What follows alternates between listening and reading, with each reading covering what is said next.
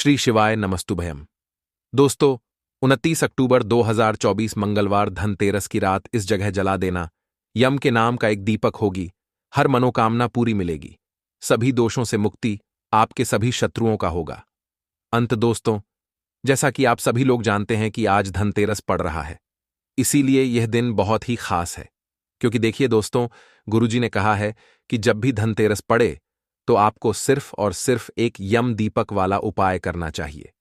यह उपाय इतना खास है कि अगर आपने सही मुहूर्त पर सही क्रिया अनुसार एक दीपक वाला उपाय कर लिया, जो प्राचीन काल के समय का महाउपाय है, तो मान के चलिए दोस्तों, भगवान श्री हरि विष्णु के आशीर्वाद से आपके जीवन का कितना ही बड़ा दुख हो, उससे आपको मुक्ति मिल जाएगी।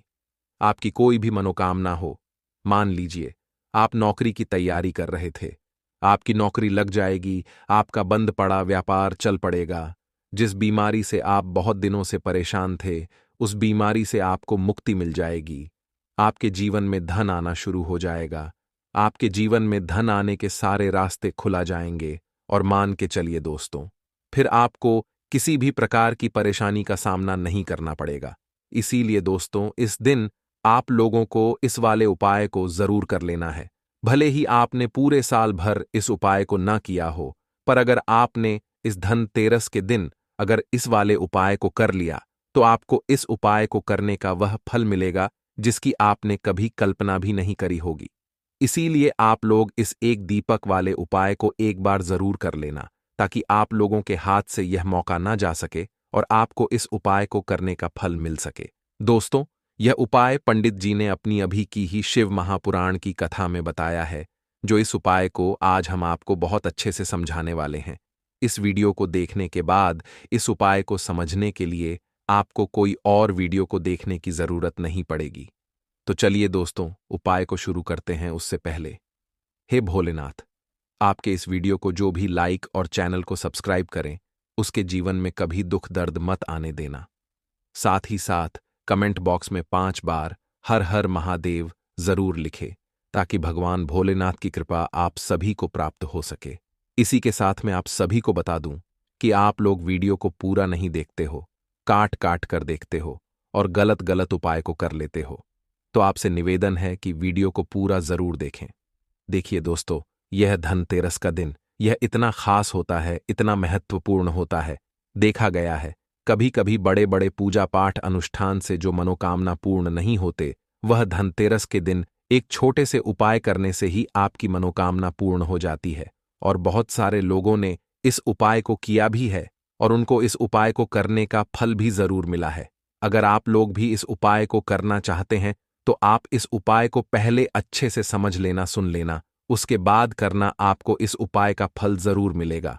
और इस उपाय को कर लेने से आपके घर में चाहे किसी भी प्रकार की दुख और समस्या क्यों ना चल रही हो, आपको उसका कारण भी नहीं पता है कि भाई ये समस्या किस कारण से चल रही है। उसका कुछ भी कारण हो सकता है, जैसे पितृदोष हो सकता है या किसी भी तरह का मंगल दोष भी हो सकता है। तो इस दिन आप लोगों को यह वाला उपाय कर लेना है। यह एक ऐसा उपाय है जिस उपाय को अगर किसी विशेष दिन पर किया जाए, तो भाई उस विशेष दिन का जो है वह तो हमें मिलता ही मिलता है। पर हमने उस दिन पर इस एक दीपक वाले उपाय को किया है, तो हमें उससे भी बड़ा फल मिलता है। और फल बहुत जल्दी मिलता है, क्योंकि आप इस उपाय को बहुत ही बड़े और विशेष दिन पर कर रहे हो। तो चलिए अब उपाय के बारे में बात करते हैं। लेकिन उससे पहले आप लोगों को यह जानना आवश्यक है कि आखिर यह उपाय किस समय करना है, किसको करना है और कैसे करना है। तो चलिए हम आगे आपको वीडियो में एक एक करके बता देते हैं। तो दोस्तों, एक दीपक वाले उपाय को हमें इस धनतेरस के दिन कैसे करना है, किसको करना है, किस समय करना है और कहां पर करना है, ये सारे सवालों के जवाब आपको इस वीडियो में मिल जाएंगे। और जो ये वीडियो देखेगा भाई, उसको एक दीपक वाला उपाय जरूर करना चाहिए, क्योंकि इस दिन शत्रुओं और किसी भी दोष, किसी भी बीमारी से मुक्ति पाने के लिए एक दीपक का बहुत ही बड़ा और विशेष महत्व होता है। और जब बात आ जाए एक दीपक की, तो यह सोने पर सुहागा वाली बात हो जाती है और यह एक बहुत ही बड़ा उपाय हो जाता है। अब दोस्तों, इस एक दीपक वाले उपाय को आखिर करना किसको है, सबसे पहले हम लोग वह बात जान लेते हैं। तो देखो, घर की जो बड़ी माताएं बहनें होती हैं, उन माताओं बहनों में से कोई भी एक बड़ी माता बहन इस वाले उपाय को कर सकती है। और दोस्तों, अगर आप चाहे तो अपने घर में से सभी सदस्यों को भी इस उपाय को करवा सकते हैं। अगर किसी व्यक्ति की खुद की कोई मनोकामना है, खुद की कोई दुख और परेशानी है जो कि वह अपने लिए ही करना चाहता है इस वाले उपाय को, तो वह खुद अपने लिए भी कर सकता है। बाकी अगर कोई घर में से ऐसा है जो कि अपने पूरे घर परिवार की सुख और शांति के लिए यह वाला उपाय करना चाहता है, तो भाई वह भी कर सकता है। उसमें भी कोई दिक्कत वाली बात नहीं है।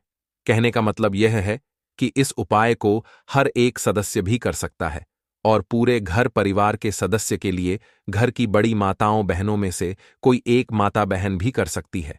माताएं बहनें अगर घर में उपस्थित ना हो या वह यह वाला उपाय ना कर पा रही हो, तो फिर घर का कोई बड़ा सदस्य भी इस एक दीपक वाले उपाय को कर सकता है, चाहे फिर वह पुरुष ही क्यों ना हो। उसमें कोई भी दिक्कत वाली बात नहीं है। अब दोस्तों, एक दीपक वाले उपाय को हमें करना कहां पर है? देखो, इस उपाय को हमें मंदिर में ही करना है। बहुत सारे लोग प्रश्न करते हैं हर एक उपाय को करते समय, क्या हम इस उपाय को घर पर या मंदिर में कर सकते हैं? देखो, तो इस वाले उपाय को आप मंदिर पर करोगे तो अच्छा रहेगा, घर में नहीं करना है इस वाले उपाय को। उसके बाद में दोस्तों, जो अगला प्रश्न निकल कर आता है वह ये आता है इस उपाय को लेकर कि आखिर इस उपाय को हमें किस समय करना है, सुबह के समय करना है कि शाम के समय करना है? तो देखो, इस वाले उपाय को आप लोग सुबह के समय भी कर सकते हो और शाम के समय प्रदोष काल में भी कर सकते हो। अब अगर आप पूछो कि भाई सबसे उत्तम समय कौन सा रहेगा इस एक दीपक वाले उपाय को करने का, तो हम आपसे बस यही कहेंगे कि इस उपाय को आप शाम के समय करेंगे तो ज्यादा बेहतर होगा, क्योंकि धनतेरस का दिन है और इस दिन प्रदोष काल के बहुत महत्व होता है। बाकी अगर सुबह के समय भी करेंगे तो भी अच्छा होगा, उसमें कोई भी दिक्कत वाली बात नहीं है।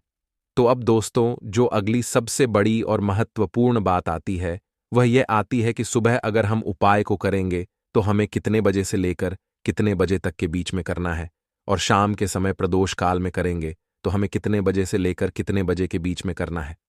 तो देखो, सुबह जितनी जल्दी हो सके आप उपाय को करने की कोशिश करना।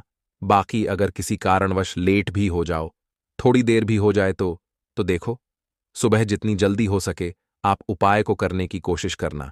बाकी अगर किसी कारणवश लेट भी हो जाओ, थोड़ी देर भी हो जाए, तो 10 या 11 बजे तक भी आप उपाय कर लेना, पर 12 बजे से ज्यादा देरी ना हो। ठीक है, इस बात का ध्यान रखना। उसके बाद में दोस्तों, अगर शाम के समय प्रदोष काल की बात करें, प्रदोष काल का जो समय होता है वह शाम के 6 बजे से शुरू हो जाता है। मतलब शाम के 6 बजे से लेकर 7 बजे के बीच का जो समय होता है, यह समय प्रदोष काल का समय होता है। इस उपाय को 7 बजे या 8 बजे के बीच में भी कर सकते हो। मतलब शाम के 6 बजे से रात 8 बजे के बीच में आप कभी भी इस वाले उपाय को कर सकते हो, उसमें कोई भी दिक्कत वाली बात नहीं है। परंतु 29 अक्टूबर धनतेरस के दिन कोशिश करना कि समय के अंतर्गत ही कर लो।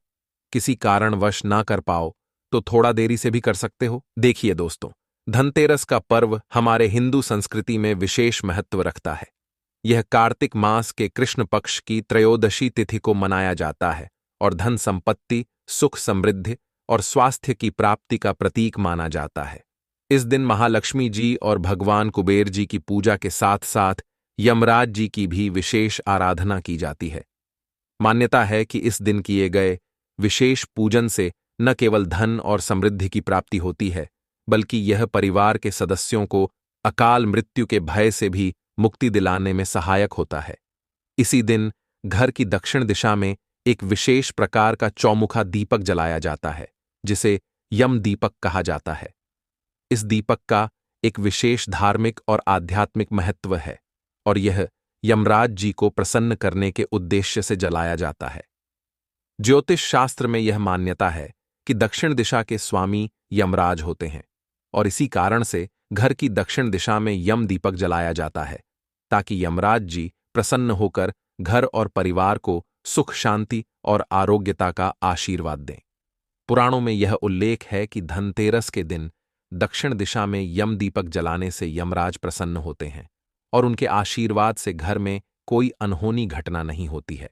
घर के सभी सदस्य सुरक्षित और स्वस्थ रहते हैं और अकाल मृत्यु का भय समाप्त हो जाता है। इस मान्यता का पालन सदियों से हमारे पूर्वज करते आए हैं और इसे एक महत्वपूर्ण परंपरा के रूप में देखा जाता है। धनतेरस के इस दिन यम दीपक जलाने का शुभ समय अत्यंत महत्वपूर्ण होता है। यह दीपक जलाने के लिए सलाह दी जाती है कि जब घर के सभी सदस्य अपने अपने कामों से लौटकर घर के भीतर आ चुके हों और उसके बाद रात में कोई भी सदस्य बाहर न जाए, तब यह दीपक घर के मुख्य द्वार पर रखा जाए। यह दीपक मुख्य द्वार के बाहर, किसी सड़क के चौराहे पर या कूड़े के ढेर के पास रखा जा सकता है। ऐसा करना इसलिए आवश्यक है क्योंकि इससे यमराज जी को हमारा समर्पण और आभार प्रकट होता है और वे प्रसन्न होकर परिवार को अकाल मृत्यु से दूर रखते हैं। स्कंद पुराण में धनतेरस और यम दीपक के विषय में एक विशेष उल्लेख है। इसमें कहा गया है कि कार्तिक मास के कृष्ण पक्ष की त्रयोदशी तिथि के दिन सायंकाल के समय घर के बाहर यमदेव के उद्देश्य से दीपक रखने से अकाल मृत्यु का निवारण होता है। यह मान्यता है कि यमराज जी उस घर के सभी सदस्यों को दीर्घायु और आरोग्यता प्रदान करते हैं, जहां यम दीपक का पूजन विधिपूर्वक किया जाता है। हमारे शास्त्रों में यम दीपक को जलाना अकाल मृत्यु का निवारण करने का एक सशक्त उपाय माना गया है और यह परंपरा आज भी अनवरत चल रही है। यम दीपक के लिए विशेष नियम हैं जिनका पालन करना आवश्यक होता है। इस दीपक के लिए नया दीपक नहीं लेना चाहिए, बल्कि पुराने मिट्टी के दीपक का उपयोग करना चाहिए। यदि पुराना मिट्टी का दीपक उपलब्ध नहीं हो तो आटे से बनाया हुआ चौमुखा दीपक भी इस्तेमाल किया जा सकता है। इसके अलावा गाय के शुद्ध गोबर से बना दीपक भी एक विकल्प है, जिसमें घी या तेल डालकर 4 बातियों को जलाया जाता है। इन 4 बातियों का प्रतीकात्मक अर्थ होता है कि ये 4 दिशाओं में प्रभाव फैलाने का संकेत देती हैं और सभी दिशाओं में यमराज का संरक्षण मिलता है। दीपक जलाने से पहले उसमें गंगाजल छिड़ककर उसका शुद्धिकरण करना अत्यंत आवश्यक होता है। यह हमारे शास्त्रों का एक नियम है जो दीपक की पवित्रता और प्रभाव को बढ़ाता है। दीपक जलाने के बाद उसके चारों ओर अक्षत और पुष्प अर्पित किए जाते हैं। उसके पश्चात हाथ जोड़कर यमराज जी से प्रार्थना की जाती है कि वे परिवार के सभी सदस्यों की रक्षा करें, उन्हें दीर्घायु प्रदान करें और अकाल मृत्यु के भय से दूर रखें। यम दीपक को जलाने की प्रक्रिया एक साधारण कर्म नहीं है, बल्कि एक आंतरिक भावना और गहरी आस्था का प्रतीक है। इसमें हम अपनी समर्पण और श्रद्धा यमराज जी को अर्पित करते हैं, जिससे वे हमारे घर परिवार को सुरक्षित रखें। यह दीपक केवल एक दिया नहीं है, बल्कि एक शक्ति का स्रोत है जो हमारे मन, आत्मा और विचारों में एक नई ऊर्जा का संचार करता है। यम दीपक को जलाने का तरीका भी विशेष होता है। इस दीपक को जलाने की जिम्मेदारी सामान्यतः घर की महिला सदस्य निभाती है, क्योंकि माना जाता है कि महिलाओं के हाथों से किए गए पूजा पाठ और दीपक प्रज्वलन का प्रभाव अधिक होता है। यदि कोई महिला सदस्य यह दीपक नहीं जला पाती, तो घर का कोई वरिष्ठ पुरुष सदस्य भी इसे प्रज्वलित कर सकता है। दीपक जलाने के बाद उसे घर के हर कोने में घुमाया जाता है ताकि घर के सभी हिस्सों में इसका प्रभाव पहुंचे और वहां किसी प्रकार की नकारात्मक ऊर्जा का नाश हो। इसके बाद दीपक को मुख्य द्वार के बाहर रख दिया जाता है। दीपक जलाते समय एक खास बात का ध्यान रखना चाहिए कि आपका मुख दक्षिण दिशा की ओर होना चाहिए, क्योंकि दक्षिण दिशा के स्वामी यमराज हैं और यह उनके प्रति सम्मान का संकेत है। दीपक को जमीन पर रखने से पहले उसके नीचे पुष्प या अक्षत का आसन देना आवश्यक है, क्योंकि यह माना जाता है कि धरती पर दीपक को सीधे रखना धरती माता को कष्ट पहुंचा सकता है। हमारे शास्त्रों के अनुसार धरती माता को दीपक की आंच सहन नहीं होती है, इसलिए हमेशा दीपक को किसी आसन पर रखकर ही प्रज्वलित करना चाहिए। दीपक जलाने के बाद उस पर 1 रुपए का सिक्का रखा जाता है और यमराज जी से प्रार्थना की जाती है कि वे घर के सभी सदस्यों को अपनी कृपा से दीर्घायु और आरोग्यता प्रदान करें। दीपक जलाने के बाद एक बार उसे रख देने के बाद पीछे मुड़कर देखना नहीं चाहिए, क्योंकि ऐसा माना जाता है कि ऐसा करने से यमराज का आशीर्वाद मिलना कठिन हो सकता है। यम दीपक के साथ साथ तुलसी माता के लिए भी एक दीपक जलाना आवश्यक होता है। यह दीपक भी चौमुखा होना चाहिए और इसे तुलसी के पौधे से थोड़ा दूर रखकर जलाना चाहिए। तुलसी माता का दीपक जलाने से, उनके आशीर्वाद से घर में सुख, समृद्धि और आरोग्यता का संचार होता है। इसे जलाते समय ध्यान रखें कि दीपक तुलसी के पौधे से दूरी पर रखा हो, ताकि इसकी आंच से तुलसी की पत्तियां मुरझा न जाएं। यह आस्था का प्रतीक है कि जिस प्रकार तुलसी माता हमें हमेशा सदा सुख, शांति और आरोग्यता प्रदान करती है, उसी प्रकार यम दीपक के साथ उन्हें भी आभार अर्पित करना चाहिए। यम दीपक को जलाने के बाद इसका विसर्जन भी विशेष तरीके से करना चाहिए। अगली सुबह सूर्योदय से पहले इस दीपक को विसर्जित कर देना चाहिए। दीपक में प्रयोग की गई सभी सामग्री को घर के भीतर नहीं लाना चाहिए, बल्कि इसे किसी चौराहे, सड़क या नदी में प्रवाहित करना चाहिए।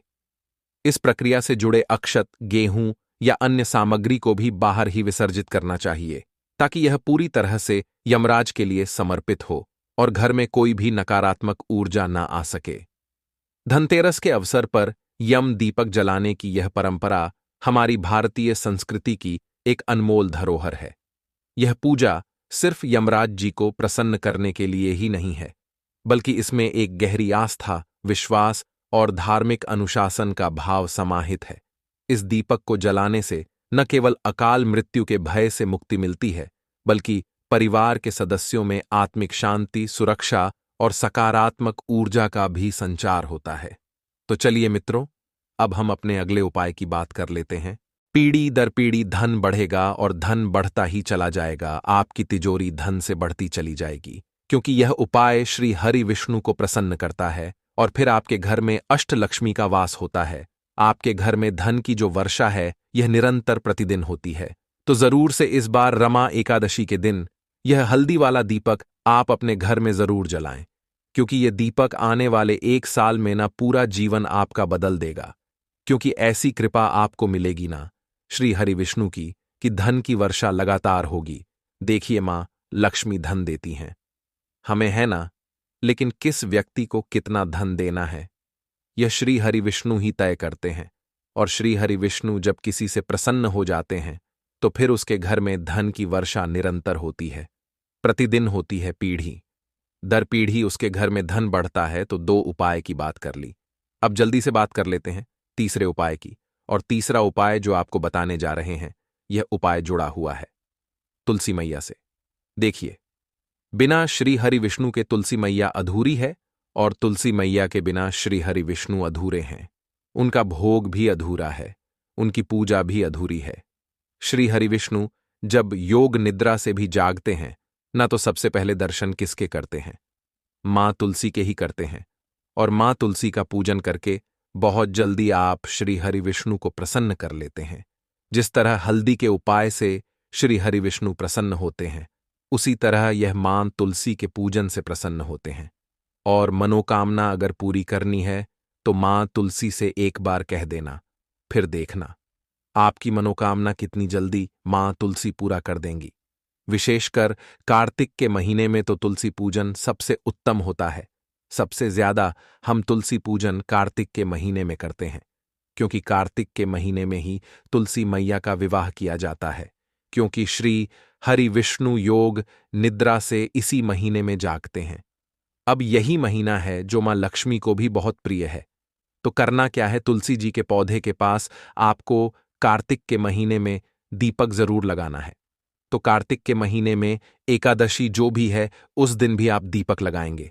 बाकी आप गुरुवार के दिन, शुक्रवार के दिन है ना, अगर प्रतिदिन लगा लेते हैं, जैसे कार्तिक में जितने भी दिन हैं, 15 नवंबर तक कार्तिक का महीना है, 15 नवंबर 2024 अगर तब तक लगा देते हैं, तो ऐसा समझ लीजिए कि धन की वर्षा फिर रुकेगी नहीं। आपके घर में प्रतिदिन होती रहेगी, धन बढ़ता रहेगा, पीढ़ी दर पीढ़ी बढ़ेगा। इसीलिए तुलसी जी के पौधे के पास दीपक लगाना बिल्कुल न भूलें। तो गोल बाती का दीपक और शुद्ध घी का दीपक आपको तुलसी जी के पौधे के पास लगाना है। श्री हरि विष्णु के नाम का, यानी कि श्री हरि विष्णु के नाम से जब आप दीपक तुलसी मैया के पास लगाएंगे, तो मां तुलसी साहब वरदान भी मिलेगा और आपकी सारी मनोकामनाएं को वह पूरा कर देंगी। तो मनोकामना अगर पूरी करनी है तो यह उपाय करना बिल्कुल ना भूलें। रमा एकादशी के दिन तो विशेषकर तुलसी मैया के पौधे के पास शाम के समय में दीपक जरूर लगाएं। साथ ही साथ अपनी मनोकामना कह दें और फिर देखें आपकी मनोकामना कैसे पूरी होती है। तो चलिए अब हम अपने अगले उपाय के बारे में समझते हैं। दोस्तों, अगर आप सभी यह उपाय कर लेते हैं तो आपके जीवन की निर्धनता और गरीबी को दूर होने में समय नहीं लगेगा। दोस्तों, जैसा कि आप सभी जानते हैं कि आज धनतेरस का प्यार दिन है और धनतेरस का दिन विशेष करके उन लोगों के लिए बहुत ही उत्तम होता है जो अपने जीवन की निर्धनता से परेशान है, गरीबी से परेशान है, जिन लोगों के जीवन में कर्जा बहुत हो चुका है, या जो लोग अपने जीवन में सफलता को प्राप्त नहीं कर पा रहे हैं, जो लोग अपने जीवन में हमेशा पीछे रहते हैं, मेहनत बहुत करते हैं, कोशिश बहुत करते हैं कि जीवन में ज्यादा से ज्यादा धन को प्राप्त कर सकें। अपने घर के जितने भी सदस्य हैं उनकी छोटी छोटी आवश्यकताओं को तो पूरा कर सकें, ज्यादा बड़े सपने नहीं लेकिन उनके छोटे छोटे सपनों को पूरा कर सकें। लेकिन उसके बाद भी अगर आप अपने जीवन में अपनी छोटी छोटी आवश्यकताओं को भी पूरा नहीं कर पा रहे हैं, आपको हमेशा ही धन को लेकर परेशान रहना पड़ता है। तो देखिए, आज की वीडियो बिल्कुल भी आपको स्किप नहीं करनी है, क्योंकि आज की वीडियो में 1 रुपये के सिक्के का ऐसा उपाय आपको बताने वाले हैं जो कि आपको अपने घर पर करना है। और इतना सरल उपाय है, जितना यह सरल है इसके लाभ और इसके फायदे उतने ही ज्यादा हैं। तो देखिए, बात कर लेते हैं कि यह उपाय आपको करना किस समय है और किस तरह से करना है, कौन कौन सी चीजें लेनी। देखिए, सबसे पहले तो बता दें कि धनतेरस के दिन करना है। अब धनतेरस का जो दिन होता है यह किसका होता है? मां लक्ष्मी का होता है, और मां लक्ष्मी ही हमें धन देने का काम करती हैं। और अगर आपने मां लक्ष्मी को प्रसन्न कर लिया, फिर जीवन की निर्धनता तो बहुत जल्दी दूर होगी ही होगी। तो देखिए, उपाय को करने के लिए आपको एक सिक्का लेना है। तो आपको जो माता रानी का सिक्का मिल जाए तो और बढ़िया है, मतलब जिसमें माता लक्ष्मी का फोटो बना होता है।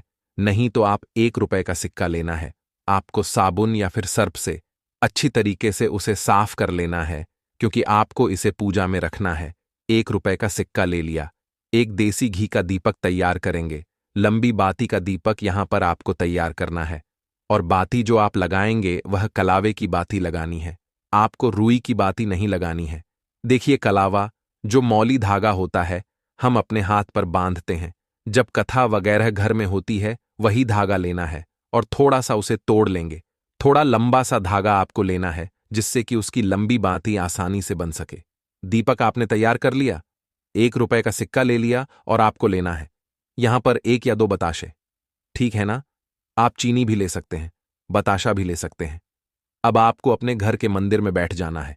धनतेरस के दिन सबसे पहले जो आपने दीपक लिया है वह दीपक आपको मां लक्ष्मी की मूर्ति प्रतिमा के आगे जला देना है। ठीक है ना? जो लाल बाती का दीपक आपने लिया है, अब देखिए, दीपक जलाने के बाद जो आपने चाहे तो 2 बताशे लिए हैं, चाहे तो आपने शक्कर ली है, चीनी ली है, वह आपको मां लक्ष्मी को अर्पित करनी है।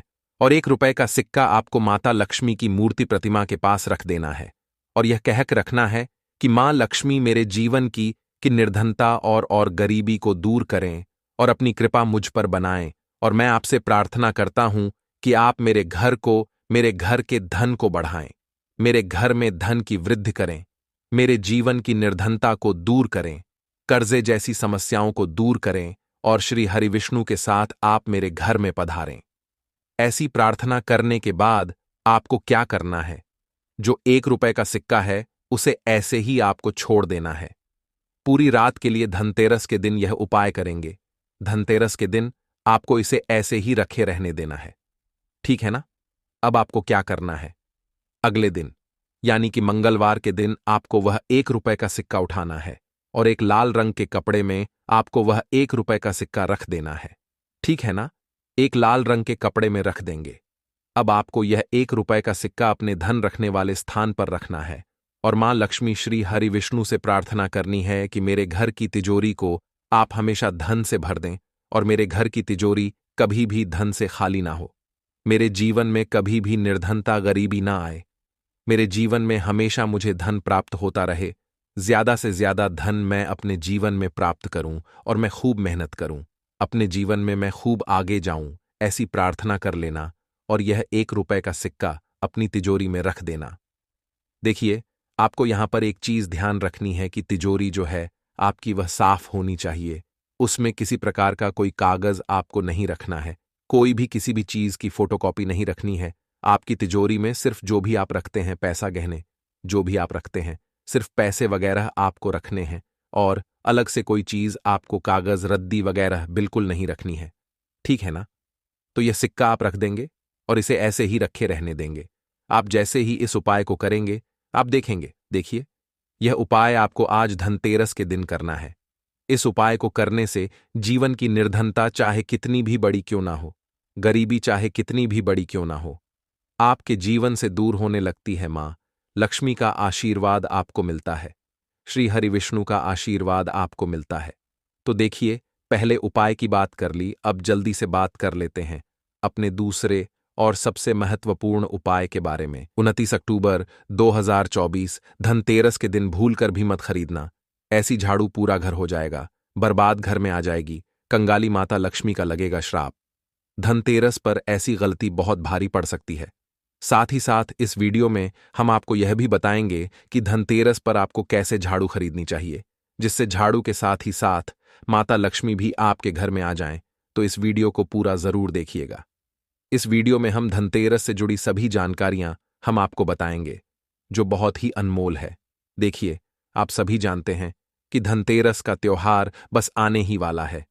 29 अक्टूबर को धनतेरस का त्योहार मनाया जाएगा, जिसमें बहुत ही शुभ संयोग बन रहा है। आप सभी जानते हैं कि इस बार धनतेरस है वह मंगलवार के दिन पड़ रही है, और मंगलवार का दिन जो है वह धन की देवी लक्ष्मी जी का ही होता है। इसी के साथ इस बार जो धनतेरस पर योग बन रहा है वह पूरे 50 साल बाद बन रहा है। आज की वीडियो में हम आपको बताएंगे कि धनतेरस के दिन आपको कौन सी झाड़ू लानी चाहिए, जिससे आपके जीवन में किसी चीज की कमी नहीं होगी। धन की देवी लक्ष्मी जी आपसे अति प्रसन्न होंगी अगर आप ऐसी झाड़ू लेकर आते हैं धनतेरस के दिन अपने घर पर। देखिए, यह तो सभी लोगों को पता है कि धनतेरस के दिन झाड़ू खरीदना बहुत ही शुभ होता है, क्योंकि झाड़ू जो होती है वह लक्ष्मी जी का स्वरूप होती है। तो दोस्तों, आपको बताते हैं कौन सी झाड़ू आपको खरीद कर लानी है। उससे पहले हम आपको बताएंगे और कौन कौन सी चीजें हैं जो आपको धनतेरस के दिन जरूर खरीदनी चाहिए। दोस्तों, वैसे तो सभी जानते हैं कि धनतेरस के दिन बर्तन खरीदे जाते हैं। कुछ लोग सोने के, कुछ चांदी के बर्तन खरीदते हैं। अलग अलग तरह के बर्तनों की खरीदारी इस दिन की जाती है। ऐसे में अगर आप मिट्टी का कोई पात्र लेकर आते हैं धनतेरस के दिन अपने घर, तो यह बहुत ही शुभ माना जाता है। कोशिश करें कि इस बार आप धनतेरस के दिन कोई भी मिट्टी का एक पात्र खरीदकर अपने घर जरूर लाएं। कुबेर जी की कृपा और धन की देवी लक्ष्मी जी की कृपा आपके ऊपर हमेशा बनी रहेगी। तो चलिए दोस्तों, अब बात कर लेते हैं दूसरी, वो कौन सी वस्तु है धनतेरस के दिन जरूर खरीदनी चाहिए। दोस्तों, धनतेरस वाले दिन लक्ष्मी जी के चरण अपने घर में जरूर लेकर आने चाहिए। लक्ष्मी जी के चरण हम अपने घर में लाते हैं और दीपावली पर या उससे पहले ही एक लक्ष्मी जी के चरण अपने घर के मुख्य द्वार पर लगाते हैं और एक अपने घर के मंदिर के पास।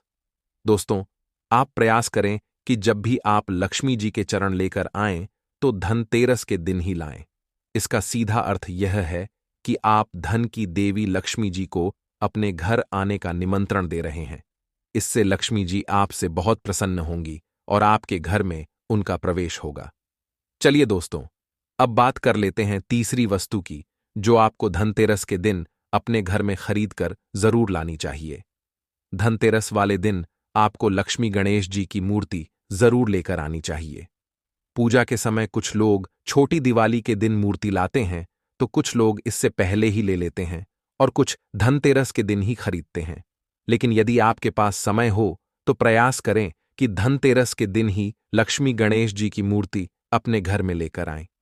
धनतेरस का दिन बहुत ही शुभ माना जाता है और इस दिन लक्ष्मी गणेश जी की प्रतिमा घर में लाने से गणेश जी के साथ रिद्धि सिद्धि आती हैं, जो शुभ लाभ देती हैं और लक्ष्मी मैया आपके जीवन में धन की कमी नहीं होने देती है। अगर आप धनतेरस वाले दिन लक्ष्मी गणेश जी को अपने घर में लेकर आते हैं तो यह अत्यंत शुभ होता है। अब बात कर लेते हैं चौथी वस्तु की, जो आपको धनतेरस के दिन अपने घर में खरीद कर जरूर लानी चाहिए। दोस्तों, आपने चांदी के सिक्के के बारे में जरूर सुना होगा। बहुत से लोग धनतेरस के दिन चांदी का सिक्का भी लेकर आते हैं, जो कि बहुत ही शुभ माना जाता है। बहुत सारे लोग इस दिन गहने खरीदते हैं या अन्य वस्तुएं खरीदते हैं। लेकिन दोस्तों, अगर आप चांदी की ज्वेलरी नहीं ले पा रहे हैं या कोई और गहना नहीं खरीद रहे हैं, तो प्रयास करें कि कम से कम एक छोटा सा चांदी का सिक्का ही खरीद कर लाएं। लेकिन ध्यान दें कि धनतेरस वाले दिन चांदी का ऐसा सिक्का खरीदें जिस पर लक्ष्मी गणेश जी की आकृति उभरी हुई हो। धनतेरस के दिन अपने घर में लक्ष्मी गणेश जी की आकृति वाला चांदी का सिक्का लाना अत्यंत शुभ माना जाता है। दोस्तों, अगर आप चांदी का सिक्का भी नहीं ले पा रहे हैं तो कोई बात नहीं। जब आप दिवाली पर लक्ष्मी गणेश जी की पूजा करेंगे तो उस समय 5 रुपये, 1 रुपये या 10 रुपये का सिक्का पूजा में रख सकते हैं। आप पहले उसमें 11 रुपये रखें, एक एक कर नोट रखें और साथ में एक 10 का सिक्का भी रखें। अगर 5 रुपये का सिक्का लेना है तो सीधे 5 रुपये का सिक्का पूजा में रखें। लेकिन ध्यान रहे कि उन सिक्कों को पूजा में रखने से पहले उन्हें साबुन से अच्छी तरह से धोकर साफ करें। जैसा कि आप सभी जानते हैं, धन की देवी लक्ष्मी जी को स्वच्छता बहुत प्रिय है। वे उसी घर में प्रवेश करती हैं जहां स्वच्छता का विशेष ध्यान रखा जाता है। इसलिए दोस्तों, यह ध्यान रखें कि पूजा में सिक्कों को साफ करके ही रखें। तो अब बात कर लेते हैं 5वीं वस्तु की, जो आपको धनतेरस वाले दिन जरूर खरीदनी चाहिए। दोस्तों, धनतेरस वाले दिन अक्षत, चावल खरीदकर अपने घर पर जरूर लाएं। आपको बता दें, अक्षत समृद्धि का प्रतीक है। आप सभी जानते होंगे कि अक्षत उन चावलों को कहते हैं जो टूटे हुए नहीं होते हैं। तो ऐसे चावल आपको खरीदने हैं जो पूर्ण हों। हालांकि अगर 1-2 चावल टूटे हुए निकल भी आते हैं तो कोई परेशानी की बात नहीं है। लेकिन ध्यान रखें कि धनतेरस के दिन टूटे हुए चावल न खरीदें। आपको अक्षत लेकर आना है। धनतेरस वाले दिन अक्षत अपने घर में लाने से आपके घर में हमेशा समृद्धि बनी रहेगी, सुख शांति बनी रहेगी और धन की देवी लक्ष्मी जी आप पर विशेष कृपा बरसाएंगी। दोस्तों, आपने देखा होगा कि बहुत सारी पूजा पाठ में अक्षत का प्रयोग किया जाता है। जैसे विवाह या अन्य शुभ कार्यों में अक्षत का उपयोग अनिवार्य रूप से होता है। अक्षत समृद्धि का प्रतीक है। चाहे थोड़े से ही क्यों ना हो, धनतेरस वाले दिन अक्षत अपने घर में जरूर लाएं। ऐसा करने से आपके धन में निरंतर वृद्धि होती रहेगी। अब आपको बताते हैं एक और वस्तु जो धन की देवी लक्ष्मी जी को बहुत प्रिय है और जो आपको धनतेरस के दिन अपने घर में अवश्य लानी चाहिए। हम सभी चाहते हैं कि हमारे परिवार के सभी सदस्य खुशहाल रहें, कोई बीमार न पड़े और घर में हमेशा संपन्नता बनी रहे। इसके लिए आपको धनतेरस वाले दिन 11 गोमती चक्र खरीदने हैं।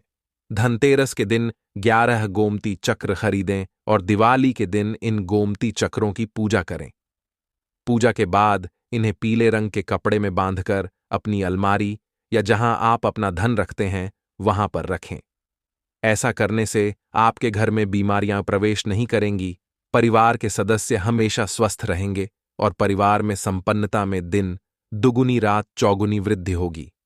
दोस्तों, अगर यह उपाय आप करते हैं, धनतेरस के दिन गोमती चक्र लाते हैं और बड़ी दिवाली वाले दिन उसकी पूजा करके उसे अपनी अलमारी में स्थापित कर देते हैं, तो इससे आपके घर में अपार धन की वृद्धि होगी, सुख समृद्धि का वास होगा। धन की देवी माता लक्ष्मी श्री हरि विष्णु सहित आपके घर में पधारेंगे और उनकी अति कृपा आपके ऊपर हमेशा बनी रहेगी। अब बात करते हैं धनतेरस पर किस तरह की झाड़ू खरीद कर लानी चाहिए जिससे आपके घर में अपार धन आए और सुख शांति बनी रहे। देखिए दोस्तों, झाड़ू खरीदना शुभ माना जाता है, यह तो आप सभी जानते हैं।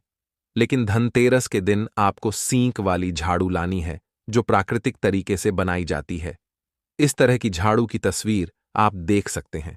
इसके अलावा आप फूल झाड़ू भी ला सकते हैं। कई लोग धनतेरस के दिन दोनों प्रकार की झाड़ू लाते हैं।